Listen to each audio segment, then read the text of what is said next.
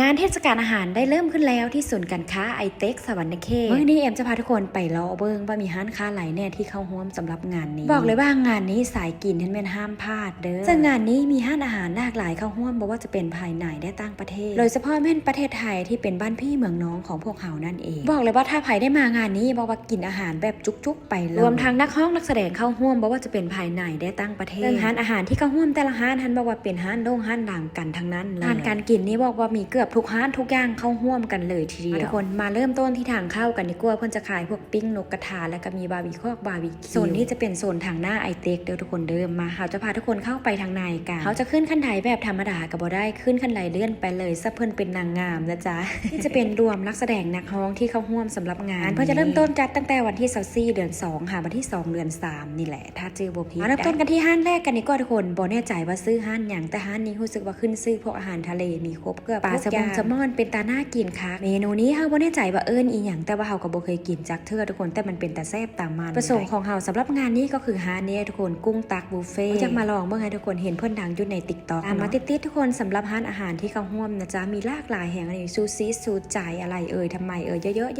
แยะๆไปบอกเลยว่าถ้าใครที่บ่ได้มางานนี้ก็คือพลาดแห่งเนี่ยทุกคนเด้อก็จะเป็นร้านกุ้งทุกคนมีเกือบครบทุกอย่างเลยเป็นตะกินตาแซ่บอันนี้เขาก็เป็นร้านที่คุ้นหน้ามากตาเลยทุกคนรู้สึกว่ามีงานต่างๆอยู่ในลาวนี่แม่นเพิ่นก็มีหน้าเข้าร่วมเกือบทุกงานร้านนี้จะเป็นร้านกระเพาะปลาทุกคนเป็นตาแซ่บค่ะเพิ่นบอกให้ซิมแต่เฮายังบ่ได้ซื้อเฮาก็เลยเก่งใจก็เลยบ่ซิมขอผ่านไปก่อนซะว่าละมอกกะละแมทุกคนสายขนมมันต้องมาร้านนี้นะจ๊ะมีครบเกือบทุกอย่างเลยเมนูนี้เฮามาเจอเพิ่น2ครั้งแล้วแต่เฮาบ่เคยซิมจักเทื่อจะเป็นเมนูปูทอดอีหยังจักกะย่างนี่แหละบ่แน่ใจคือกันไม้มากตอกปิ้งปลาหมึกมีครบกับทุกอย่างนะทุกร้านเอ็มก็บ่ได้ชื่อซื้อเพราะในบ่ซื้อร้านอีสังแต่บ่ขออนุญาตถ่ายแล้วก็ได้ถ่ายไปเลยมื้อนี้เฮามาเพื่อ FC ทุกคนนะทุกคนเพื่อตั้งใจที่จะมาถ่ายแต่ละร้านให้ทุกคนรับคลิปวิดีโอนี้แม่นยาวเด้อเพราะว่าเฮาถ่ายเกือบครบทุกร้านเลยแต่ถ้าไผเบิ่งโจ๊กพร้อมๆว่ามีประโยชน์กันแน่นอนเพราะว่าสามารถเลือกร้านอาหารประจำตัวและประจำใจของทุกคนได้ในคลิปนี้เหมาะสำหรับไผที่ยังบ่เคยไปและอยากลองไปลองชิมแต่บ่ฮู้ว่าสิกินเมนูหยังหรือกินอีหยังตะก้างแต่ถ้าไผมาเห็นคลิปวิดีโอคลิปนี้นะครับของบ่มีประโยชน์หลายกันน้อยเลย จะได้ตัดสินใจถือคณะว่าจะอยู่หรือจะไปสำหรับงานนี้พิเศษสำหรับงานนี้มีร้านตำหลวงพระบางเข้าร่วมนำเด้อใครที่คิดจะกินตำหลวงพระบางบ่จำเป็นต้องไปฮอดหลวงพระบางแล้วเพราะว่าตอนนี้มีขายอยู่ในสวรรณเขตกันแล้วอยู่ที่ไอเต็กเด้อมาต่อกันที่ร้านหมูกรอบร้านนี้ทุกคนร้านหมูกรอบที่แบบแซ่บที่สุดเลยยังเป็นคนบ่ค่อยมักกินหมูกรอบปานใดพวกหมูกรอบพวกแคบหมูนี่ก็บ่มักถามว่ากินได้บ่กินได้พอดีเฮาถ่ายไปถ่ายมาพอดีอ้ายเพิ่นเอาให้ซิมทุกคนหมูกรอบเพิ่นจะเปลี่ยนฟิลแบบกรอบนอกแล้วก็นุ่มในหมูกรอบแม่นห้ามพลาดได้ทุกคนเด้อมาร้านนี้ได้นะจ๊ะเบิ่งแต่ตอนหมูกรอบเพิ่นทุกคนเป็นตาแซ่บตามมันค่ะเพิ่นให้เฮาถ่ายรีวิวไว้เฮาจับเอาไปเลยเพิ่นบ่เฮาก็เลยลองใครที่ได้มางานนี้อย่าลืมแวะมากินมาซิมกับเพิ่นเด้อเบิ่งอ้ายเพิ่นส่งจะอัศนัยดีได้เจ้าของร้านเพิ่นขนาดเฮาเป็นสายกินเวลาเข้ามาฮอดจุดนี้ก็เลยงงเลยบ่ฮู้ว่าจะเริ่มต้นกินอีหยังก่อนทุกคนแต่จุดประสงค์หลักๆของพวกเฮานั้นก็คือแบบอยากมาถ่ายให้ FC ทุกคนเบิ่งเฮาจะลองมาเปลี่ยนร้านค้าออนไลน์ให้ FC ทุกคนเบิ่งทุกคนคิดเมนูหยังบ่ออกหรือว่าคิดร้านค้าหยังบ่ออกมันสามารถเข้ามาเบิ่งในเพจแม่นจะเห็นเกือบทุกร้านเลยมากันต่อที่ร้านขายมากมายทุกคนมีเกือบครบทุกอย่างเลยเป็นตาสะอ่อนค่ะคนก็บอกว่าสำหรับงานนี้มันอาหารการกินเพิ่นแพงบ่ซันสำหรับเฮาก็บ่ได้ถูกก็บ่ได้แพงนะทุกคนราคาก็พอจ่ายได้ซื้อได้อยู่ของดีมันก็ต้องมีคุณภาพแน่จักน้อยเนาะทุกคนเนาะอันนี้น่าจะเป็นร้านข้าวปุ้นทุกคนเบิ่งแต่ขาหมูเพิ่นขาใหญ่เอาแท้เอาว่าใครที่มากินติ่งไก่นี่ร้านนี้บอกวันแนะนำเลยใกล้ก็กินไปแล้วก็เพิ่มคอลลาเจนเด้อไผยักซิมกับแบะมาหาเพิ่นมากันต่อที่ร้านจุ่มจิ๋นทุกคนเพิ่นให้มาทั้ง3น้ำซุปค่ะบ่แน่ใจว่าซื้อน้ำซุปอีหยังแน่บอกว่าร้านนี้ก็เป็นร้านนึงที่แบบแซ่บที่สุดได้สำหรับยำจีนว่าจะเป็นยำจีนจุ่มจีนก็มีขนมบานกับข้าวห่วมหลายร้านแห่งลูกชิ้นยืนกินร้านนี้ทุกคนถือว่าเป็นร้านนึงร้านดังที่แบบเป็นร้านลูกชิ้นของลาวที่ดังในสวรรณเขตว่าสิร้านลูกชิ้นยืนกินเพิ่นบอกว่าห้ามลูกค้านั่งเลยต้องยืนกินอย่างเดียวว่าซั่นร้านลูกชิ้นร้านนี้เพิ่นเป็นคนสวรรณเขตเด้ถ้าเฮาจื้อบ่อย่างเช่นจะมีงานพวกคุณส่งเหืองานอีหยังต่างๆสำหรับงานใหญ่ๆงานน้อยๆอีหยังเพิ่นก็เข้าร่วมเข้าไปขายตั้งบูธของมากันต่อที่ร้านนี้ทุกคนกุ้งแช่น้ำปลาวายเอดินาหรือว่าเป็นซิกเนเจอร์ของงานนี้เลยนะจ๊ะ ซึ่งบ่มีไผที่บ่รู้จักร้านเพิ่นทุกคนร้านนี้โด่งดังแห่งในลาวเฮาคนก็คอมเมนต์เข้ามาบอกว่ามันบ่แซ่บจังซั่นจังซี่แต่สำหรับเฮากุ้งแช่น้ำปลาร้านนี้ก็แซ่บได้ที่สำคัญกุ้งเพิ่นให้ตัวใหญ่เอาแท้ แล้วว่าทุกคนตัวใหญ่ปลาล่ำปลาเดือกินคำนึงบ่ได้เบิ่งสำหรับร้านนี้แม่นเฮาจะได้กินเป็นรอบที่2แล้วรอบที่แล้วนั้นเพิ่นมาเฮาก็มากินคือการมารีวิวคือการเบิ่งแต่พอค้าตักกระเทียมเจียวและน้ำจงน้ำจิ้มนะทุกคนตักแบบบ่อั้นเลยให้ลูกค้าแบบให้หลายแหงนะผิวแบบว่าตักบ่ได้เสียหลายแจ้วบ่ได้เสียหลายกระทองกระเทียมเอาสำหรับราคากุ้งเส้นน้ำปลาร้านนี้มันเริ่มต้นตั้งแต่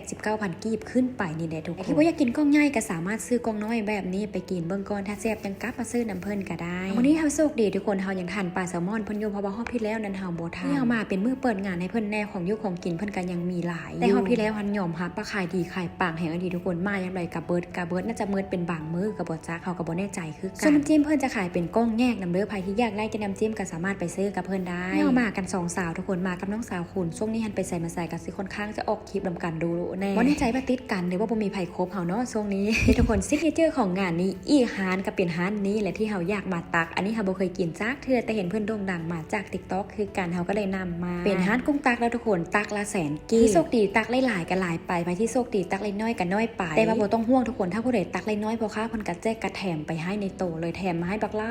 ายสำหรับเฮาแม่นก่อนจะตักแม่นเพิ่นจะสอนให้ก่อนว่าต้องตักแบบนี้ทุกคนอยากตักออกมาเฮาก็สิได้อยู่ประมาณเกือบ30โตนี่นะแล้วเพิ่นก็ตึมให้ไปเกือบ10โตพุ่นนะของฮานเพิ่นกระจายดีทุกคนใครที่ตักบ่เป็นเพิ่นก็สิสอนให้แล้วเพิ่นก็สิแจกแถมให้ไปในโตเลยเฮามาลองกินลองซิมเนาะทุกคนเพราะว่าฮานนี้เป็นฮานแรกที่เฮาเคยถ่ายคลิปแล้วก็เคยได้กินได้ซิมนี่เป็นฮานที่เพิ่นมาจากไทยเด้อทุกคนเด้อใครที่อยากลองกินลองซิมหรือว่าอยากไปตักกุ้งมื้อนั้นลองไปเบิ่งเด้อตักแล้วได้เท่าไหร่ก็แข่งดีจะเอาตามนั้นเลยแล้วก็จ่ายเพียงแต่แสนกีบแต่ถ้าตักบ่ได้หลายเพิ่นก็จะตึ้มจะแถมให้เพิ่นสำหรับเฮาแม่นจะรีวิวจากใจจริงเด้อเรื่องน้ำจงน้ำจิ้มแม่นเต็ม10ก็สิให้10ก็แซ่บอยู่แต่ว่ากุ้งเพิ่นเป็นความสดมันเฮาให้ประมาณจาก8จ้ะเพราะว่ามันบ่ค่อยสดหั่นนะสำคัญอาจจะเป็นพอกุ้งที่แบบว่าเพิ่นก็น่าจะสดอยู่ตอนเอาไส้หั่นแต่ว่าหลายคนตักไปบ่นมามันก็อาจจะมีการพกซ้ำกันแน่ก็บ่ว่ากันเนาะทุกคนเนาะอันนี้เฮารีวิวแบบจริงใจเด้อทุกคนเด้อใครที่อยากไปตามรีวิวเฮาก็ไปนะแต่เฮารีวิวครบเกือบทุกร้านแล้วเฮาก็มาหารอซื้ออาหารเสริมไปกินนะจ๊ะเฮาจะได้มาเป็นเมนูลูกชิ้นปลาเพิ่นนี่ก็แซ่บแพงเลยทุกคนคืออยากให้แนะนำเลยเฮาเห็นเพิ่นมาขายเฮาจะซื้อกินอยู่ตลอดพอจะได้อาหารการกินครบทุกสิ่งทุกอย่างแล้วเฮาก็จะมานั่งกินทุกคนมานั่งกินอยู่หน้าร้านกุ้งเส้นน้ำปลาวายเอดีนาไปเลยแต่ตัวกุ้งเพิ่นน่ะตัวใหญ่ทุกคนกล่องนึง